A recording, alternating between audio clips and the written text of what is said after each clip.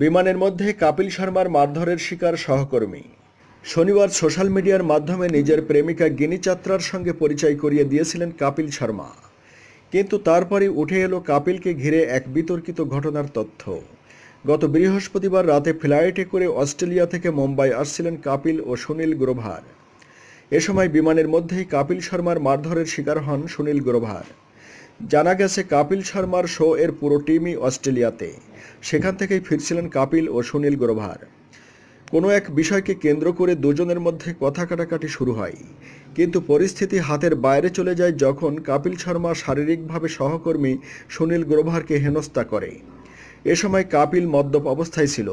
কপিল ও সুনীলের মধ্যে বচসার কারণে বিমানের অন্যান্য যাত্রীও বিরক্ত হন। কপিল সুনীলকে জোরে জোরে গালিগালাজ করছিলেন আমরা শুনেছি। সুনীল শান্ত ছিলেন, সম্ভবত উনি ভাবছিলেন যে কপিল শান্ত হবেন। কিন্তু কপিল আরও উত্তেজিত হয়ে ওঠেন এবং বিমানের মধ্যেই সুনীলকে মারধর করা শুরু করেন। বিমানের কর্মীরা কপিলকে থামাতে তাকে হাতকড়া পরানোর চেষ্টা করেন, কিন্তু তখন সুনীলই তাদেরকে বলে কপিলের মদ্যপ ব্যবহার এড়িয়ে যেতে।